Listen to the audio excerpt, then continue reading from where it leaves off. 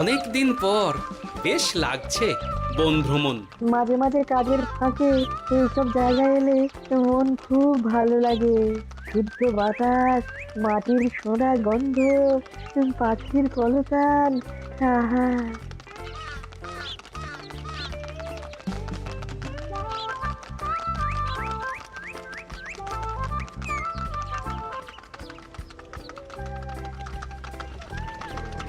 মহারাজের রথ থামছে।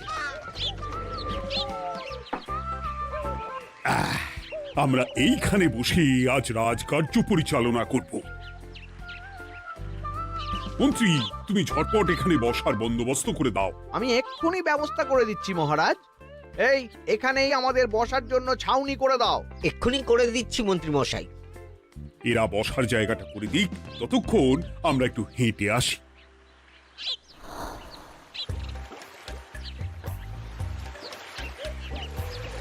সকালবেলা হাঁটা শরীরের পক্ষে খুব ভালো মহারাজ।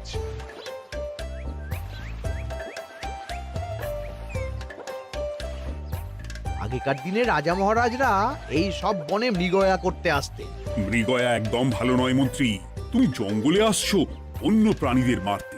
কেন মারবে? ওরা তো তোমার কোনো ক্ষতি করেনি। না, তা করেনি, কিন্তু তখন ওটা রাজা মহারাজাদের খেলা ছিল। শুনেছি আপনার প্রপিতামহ খুব ভালো বাঘ শিকার করতেন, অনেক বাঘ মেরেছেন। মন্ত্রী, তুমি একটা কথা হয়তো জানো না। আমার প্রপিতামহ শিকার করতেন, কিন্তু কোনো স্বাভাবিক জানোয়ারকে নয়, যে বাঘ মানুষ খেকো হয়ে প্রজাদের ক্ষতি করত। আমার প্রপিতামহ সেই সমস্ত বাঘদেরই মারতেন। এছাড়া উনি বন্য প্রাণী সংরক্ষণ করতে বড়ই ভালোবাসতেন।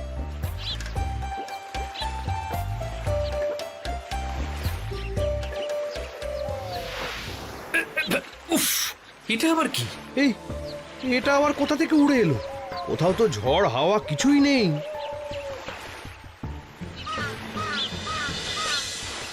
একটা ধাঁধা মহারাজ, এই কাগজে লেখা। ধাঁধা? পড়ো দেখি। জোয়ার ভাটা প্রভুর খেলা, ভাটা হবে হলে বেলা, ভাটা হলেই দেখা যাবে লাল রঙের এক পাথর পাবে, নদীর ধারে গর্ত করে যত্নে সাজাই কলস ভরে, হেথায় হোথায় ছড়িয়ে যাহা অন্ধকারে জলে তাহা, ঢুকলে চক্ষু ঝলসে যাবে, হাতের কাছে ঘন্টা পাবে, ঠিক ঘন্টা বাজলে পরে পড়বে ঝরে থরে থরে, ঘন্টা যদি হয় ভুল যেন তুমি হারাবে কুল, ঠিক ঘন্টা চিনতে হলে নকশা দেখো চক্ষু খুলে, সিন্দুক দেওয়ালে হাত দাও আসল ঘটনা জেনে নাও। ওরে বাবা, খুব দীর্ঘ ধাঁধা। তা মন্ত্রী, তুমি কিছু বুঝলে? এটা একটা গুপ্তধনের নকশা। এর মধ্যে গুপ্তধন কোথায় আছে তার একটা ধারণা দেওয়া আছে। গুপ্তধন? ওটা আমাকে পেতেই হবে, পেতেই হবে। দেখি দেখি, একবার কাগজটা দাও। গোপাল, কাগজটা আগে আমার হাতে দাও, দেখি ভালো করে। এখন নদীতে জোয়ার চলছে গোপাল। একটু পরেই ভাটা শুরু হবে। হ্যাঁ, ভাটা না হলে কিচ্ছু বোঝা যাবে না। এখানে স্পষ্ট লেখা আছে, ভাটা হলেই দেখা যাবে লাল রঙের এক পাথর পাবে। তার মানে আমাদের ভাটা হওয়া পর্যন্ত অপেক্ষা করতে হবে। না, সময় নষ্ট না করে ধাঁধাটার সমাধান করতে শুরু করি। ভাটা হলে একটা লাল রঙের পাথর দেখা যাবে, এই পর্যন্ত পরিষ্কার আছে। বুঝতে হবে ওর পর থেকে। পড়ো গোপাল, চলো আমরা সবাই বুদ্ধি লাগাই। নদীর ধারে গর্ত করে যত্নে সাজাই কলস ভরে। এটার অর্থ, ধাঁধাটা মাথায় বসিয়ে নিয়েছি, এবার কে কি বলবে সেটা শুনতে হবে। চলো গোপাল, আমরা ধাঁধা যেমন যেমন বলেছি তেমন তেমন ভাবেই চলি। চলুন মহারাজ, এখন আমাদের দেখতে হবে লাল পাথর। কোথায় আছে লাল পাথর? চলো চলো সবাই, চোখ কান খুলে আমরা নদীর পাড় ধরে হাঁটি। আমি একটু তফাতে হাঁটি। গুপ্তধন আমাকে একা পেতে হবে। ভাটা হলেই দেখা যাবে লাল রঙের এক পাথর পাবে। আমাকে চোখ কান খোলা রাখতে হবে। লাল পাথর, নদীর চড়ায় লাল পাথর দেখতে হবে। লাল পাথর, লাল পাথর। ওটা কি? তো এই তো লাল পাথর, লাল পাথর। ওরা অনেকটা এগিয়ে গেছে, ওদের আমার দিকে নজর নেই। এই সুযোগ, এই সুযোগ, একা একা গুপ্তধন নিয়ে পালাবো। আহ, এ, এ।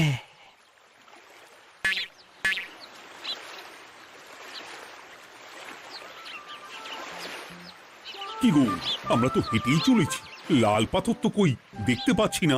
আরেকটু হাঁটতে হবে মহারাজ, গুপ্তধন বলে কথা, ওকে আর সহজে ধরা দেয়? সেটা অবশ্য সঠিক কথা। আচ্ছা, আমরা সবাই তো আসছি হেঁটে হেঁটে, মন্ত্রী মশাই গেলেন কোথায়? ও কি যে ঘটে! সত্যি তো, মন্ত্রী কোথায়? ও সেনাপতি, মন্ত্রীকে দেখেছো? কই না তো মহারাজ। তাহলে কোথায় গেলেন মন্ত্রী মশাই? এই জঙ্গলে বাঘ ভাল্লুক আছে, শেষে কিনা বাঘে নিল। হায় হায় হায়, মন্ত্রী গিন্নির কাছে আমি কি মুখ দেখাবো? হুম, বাঘ ভাল্লুকের পেটে যাবার লোক তো মন্ত্রী মশাই নন। ও গোপাল, কি ভাবছো? কিছু তো একটা বলো। এখন আমাদের মন্ত্রী মশাইকেই খুঁজতে হবে। তবে মন্ত্রী মশাই বাঘ ভাল্লুকের পেটে যায়নি। তুমি নিশ্চিত হচ্ছ কি করে? অত পেঁচালো মানুষকে বাঘ ভাল্লুক গন্ধ শুকেই ছেড়ে দেবে, হজম করতে পারবে না। না না না, এখন রসিকতা করার সময় নয়, আমাদের মন্ত্রীকে খুঁজে বার করতেই হবে। কোথায় গেল মন্ত্রী?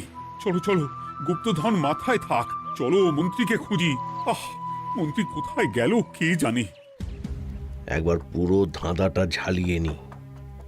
ভাটা হলেই দেখা যাবে লাল রঙের এক পাথর পাবে। ভাটা হয়েছে, লাল রঙের পাথরের মাথায় চাপ দিয়ে গুহার মুখও খুলেছি। এবার এবার নদীর ধারে গর্ত করে যত্নে সাজাই কলস ভরে। এটাই তো ঠিক বুঝতে পারছি না।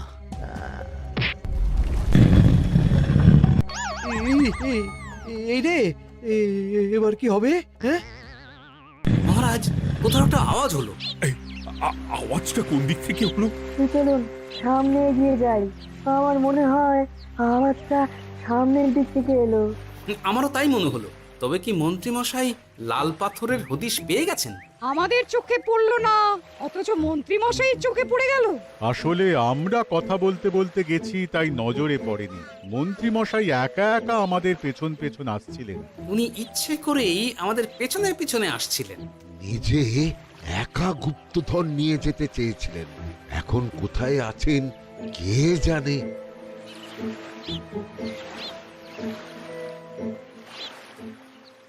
এই অন্ধকারে কিছু দেখতে পাচ্ছি না তো। ধাঁধাতে কি ছিল? হ্যাঁ, কি ছিল? হেথায় হোথায় ছড়িয়ে যাহা, অন্ধকারে জলে তাহা, ঢুকলে চক্ষু ঝলসে যাবে, হাতের কাছে ঘন্টা পাবে।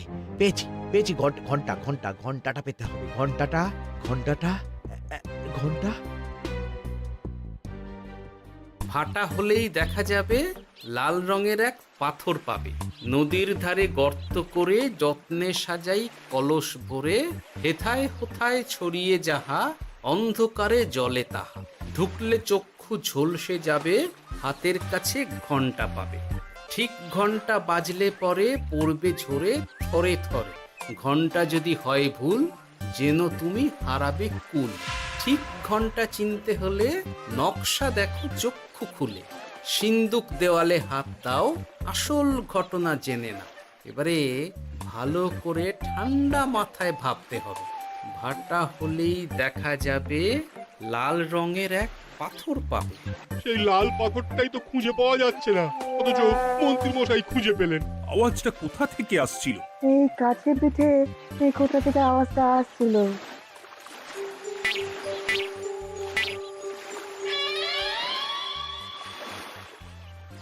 এই তো, এটাই মনে হয় সেই লাল পাথর। একটু নাড়িয়ে চাড়িয়ে দেখি তো কিছু হয় কিনা।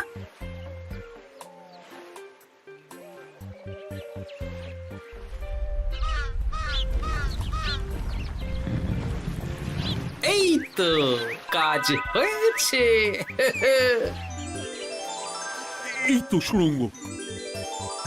আপনারা নিচে নামুন। আপনারা কি দেখছেন সেটা বলবেন মহারাজ। সবাই যদি নেমে যাই, যদি কোনো কারণে সুড়ঙ্গের মুখ বন্ধ হয়ে যায়, তাহলে আর আমরা বাইরে বেরোতে পারবো না মহারাজ। গোপাল ঠিকই বলেছে, আমরা দুজন বাইরে থাকি। মহারাজ, আর একটা কথা, কোনো ঘন্টায় হাত দেবেন না, মনে আছে তো? ঘন্টা যদি হয় ভুল, যেন তুমি হারাবে কুল। ওরে বাবা, এই বয়সে আর কুল হারাতে চাই না। ঠিক আছে, তোমার কথাই অক্ষরে অক্ষরে পালন করব। দেখি এই সুরঙ্গে মন্ত্রীমশাইকে দেখতে পাই কিনা। চলুন মহারাজ, সুরঙ্গে নামি। সবাই সাবধানে নামো।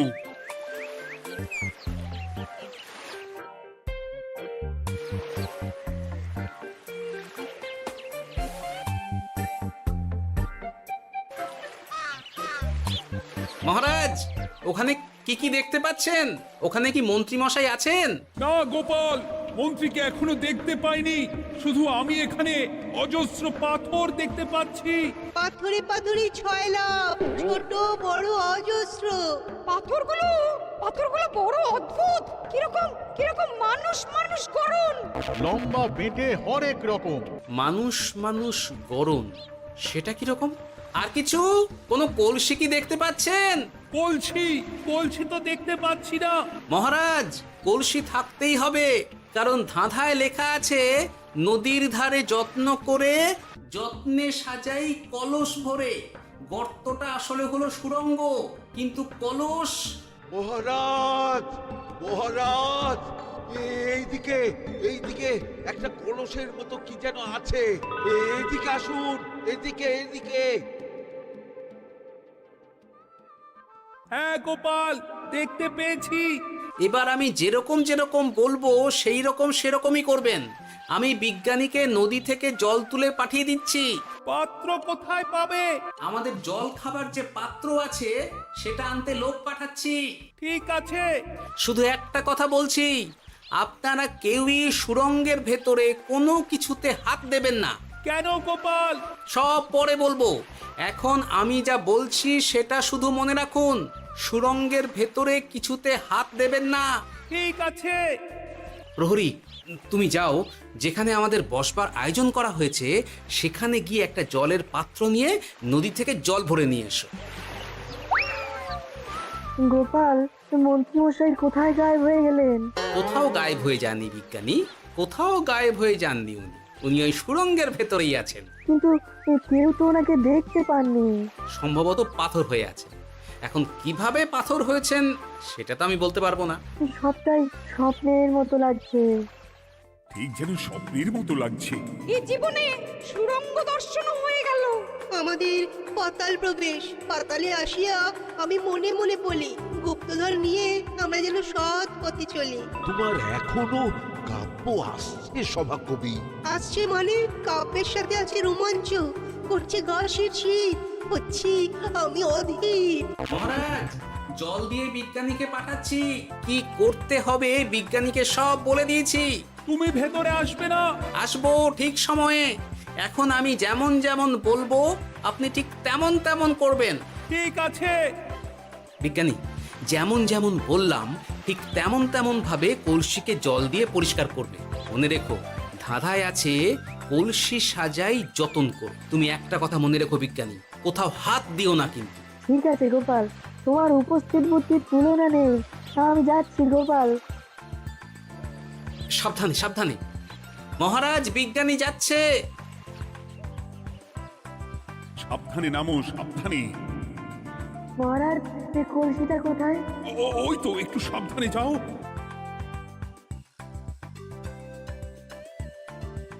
বিজ্ঞানী, কলসির দেখা পেয়েছো? পেয়েছি পেয়েছি পেয়েছি। এবারে কলসিটাকে ভালো করে জল দিয়ে ধুয়ে দাও। কলসির আলোয় সুড়ঙ্গ আলোকিত গোপাল। এরপর কি? ভালো করে দেখুন মহারাজ, কোথাও ঘন্টা দেখতে পাচ্ছেন কিনা? ঘন্টা একটা তো নয়, সার সার ঘন্টা, অনেকগুলো ঘন্টা। সাবধান, ঘন্টায় হাত দেবেন না, শুধু দেখুন।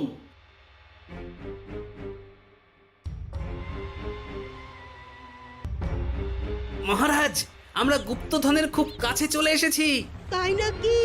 কি মজা কি মজা, এবার খাবো ক্ষীরের গজা। আহ, সভাকবি চুপ করো। এখনো আমরা গুপ্তধন পাইনি। বাবার মুখে দাঁড়িয়ে সবগুলো তারা আঁকা। বিজ্ঞানী, কোনো ঘন্টায় চাঁদের নকশা করা আছে কি একটু দেখে বলো না। আমি আতস কাজ নিয়েই দেখছি, সব ঘন্টাতেই তারা আঁকা। খবরদার কোনো ঘন্টাকেই ছোঁবে না।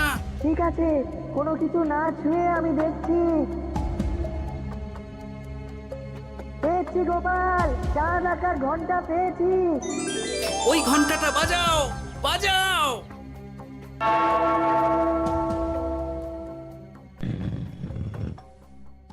গুপ্তধন পেয়েছেন মহারাজ? বাঁচাও, বাঁচাও, বাঁচাও।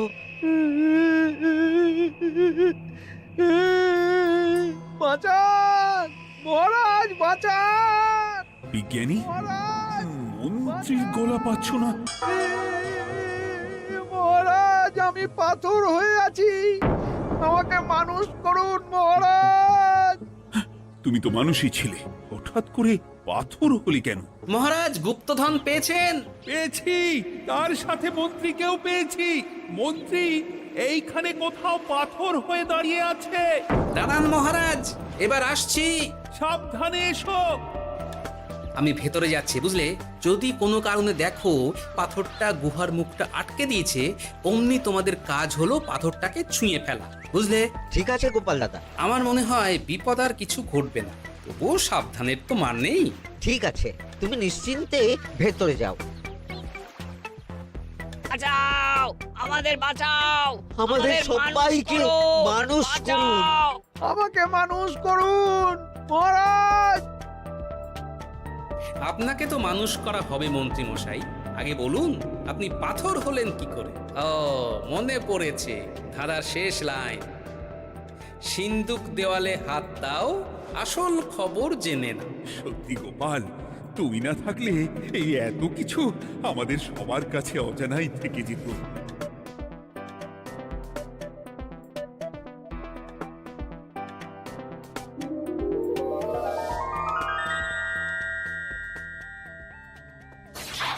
ধন্যবাদ আমাকে মুক্ত করার জন্য। আপনি কে? আমি যক্ষ।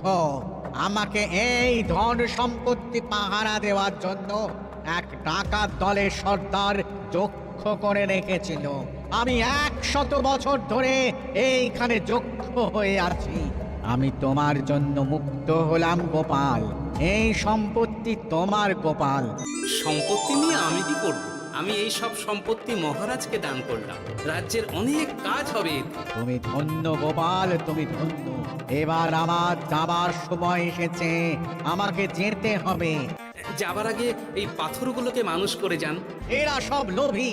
আমি আমার সীমিত ক্ষমতায় এই গুপ্তধনের ধাঁধাকে এখানে যারাই ভ্রমণ করতে আসে তাদের হাতে তুলে দিই, কিন্তু কেউ এই ধাঁধার সমাধান করতে পারে না। সবার মনে লোভ কাজ করে, এই লোভ এদেরকে পাথর করে রেখেছে। পাথর হলো কি করে? একটা মানুষ এসে বুক ভরা লোভ নিয়ে আধা পুরো না জেনে পাথরে হাত দিলেই সে পাথর হয়ে যাবে। আমাদের খুব ভুল হয়েছে, আর লোভ করবো না, আমাদের বাঁচাও। আমাকে মুক্ত করে দিন, আমার খুব ভুল হয়েছে মহারাজ, মুক্ত করে দিন আমায়। তুমি এখানে আগে এসেছিলে, তাই তো আগে এসে ভাবলে নিজেই একা একা গুপ্তধনকে হরপ করে দেবে। এদিকে তোমাকে না দেখতে পেয়ে আমাদের কত চিন্তা হচ্ছিল। যারা লোভী তারা কারো কথা ভাবে না, শুধু নিজের কথা ভাবে। আমাকে আর একটা সুযোগ দিন, আমি আর লোভ করব না মহারাজ। ও, তোমার কথার কোনো দামই নেই। না মহারাজ, আমাকে আর একটা সুযোগ দিয়ে দেখুন, আমি আর লোভ করব না, আমাকে মানুষ করুন মহারাজ। আমাদের সবাইকে মানুষ করুন, দয়া করে মানুষ করুন। যক্ষরাজ, এদের আপনি ক্ষমা করে দিন। ঠিক আছে, তোমাদের আবার মানুষ করে দিচ্ছি।